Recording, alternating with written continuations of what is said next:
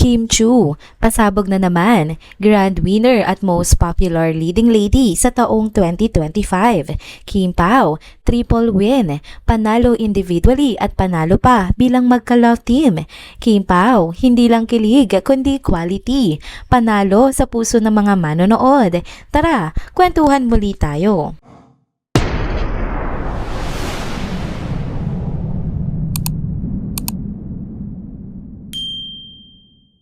Hello mga ka-trenders! Welcome back muli sa ating channel. Kung bago pa lamang kayo dito, huwag nang kalimutang mag-like, mag-subscribe at i-hit na rin ang bell notification para lagi kayong updated sa mga balitang trending at napapanahon. Mga ka-trenders, eto na naman ang balitang nakakatuwa at syempre nakaka-inspire din. Ang chinita princess natin na si Kim Chiu, panalo na naman. Kinilala nga siya bilang grand winner at itinanghal na most popular leading lady sa 3rd Gawad Dangal ng Filipino Awards 2025. Grabe, ang bigat ng title na ito, talagang pangmalakasan. Alam nyo, hindi basta award lang ang natanggap niya ha.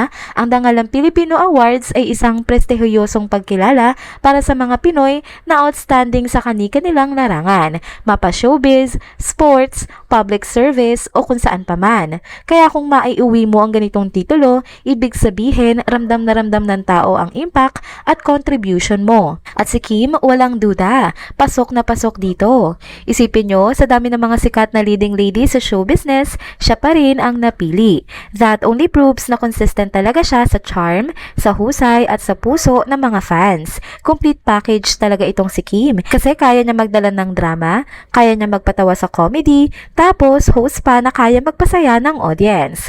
Kaya naman hindi nakapagtataka na siya nga ang nanalo.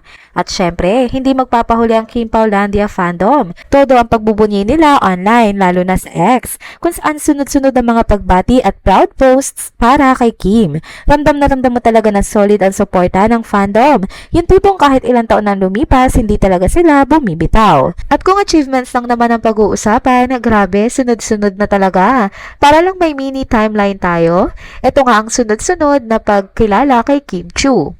Noong taong 2023, nakakuha nga siya ng award bilang Best Actress sa isang primetime teleserye na talaga namang pinag-usapan.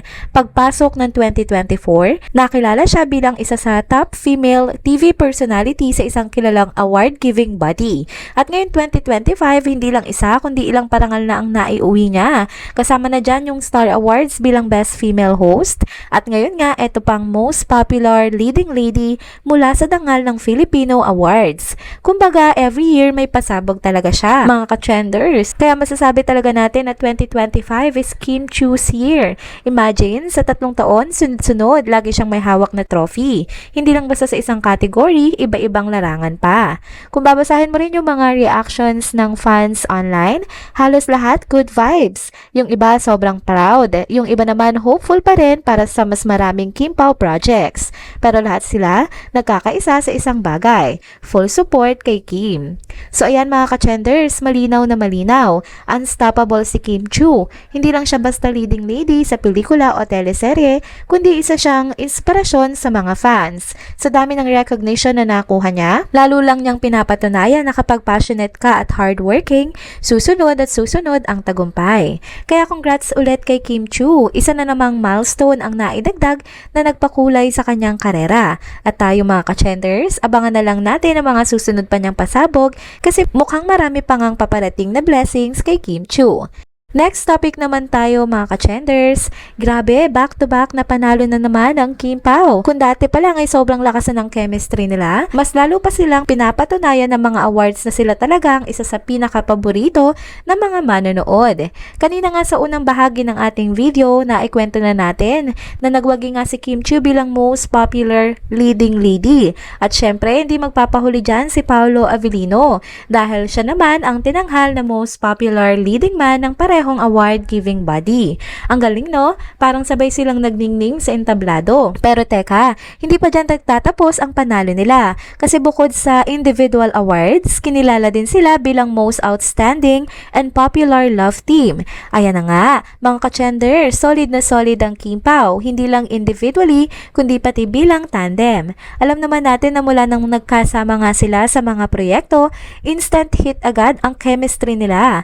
Yung kilig, ramdam na ramdam ng mga viewers. At kitang-kita na talagang nag-work ang partnership nila on screen. Si Kim, consistent talaga yan. Kahit anong role ang ibigay, rom-com man, drama o kahit mga character na medyo challenging, nadadala niya nga ito ng todo. Kaya hindi na nakapagtataka kung bakit patuloy pa rin siyang iniidolo at sinusundan ng mga fans hanggang ngayon.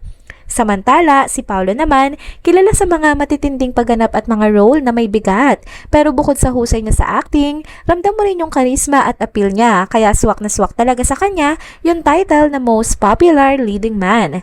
Kaya nga triple ang saya para sa mga solid Kim Pao supporters. Isipin nyo, parehong panalo individually at panalo pa bilang love team. Collective victory kumbaga. Kasi hindi lang sila kinikilala bilang magagaling na artista, kundi bilang isang tandem na talagang minahal na mga manonood. At ito pa, di talaga natatapos ang good news kasi winner din sila sa Content Asia Awards. Ibig sabihin, hindi lang sa Pilipinas sila napapansin kundi pati na rin sa mas malaking stage sa Asia.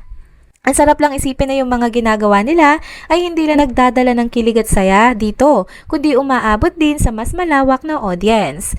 Susumahin mo nga yung mga reaction naman online, halos iisa nga ang sentiment ng mga tao, no? Sobrang proud at masaya para sa Kim Pao ang marami. Ang dami nagsasabi na deserve nila lahat ng panalong ito. May mga nag-point out din na nakaka-inspire yung journey nila, na kahit ilang challenges ang dinaanan, ayan at umaani pa rin sila hanggang ngayon ng tagumpay. At syempre may mga fans na sobrang excited pa sa future projects nila dahil ramdam nila na mas marami pang magandang paparating na proyekto kina Kim at Paolo. Ang nakakatuwa pa dito, consistent talaga ang dalawa. Hindi lang basta popular, kundi may substance at husay na talagang kinikilala ng mga award-giving bodies. Kaya hindi nakapagtataka kung bakit sunod-sunod ang recognition nila ngayon. At para sa mga fans, hindi lang ito panalo ni Kim at Paolo, kundi parang panalo na rin ang buong fandom.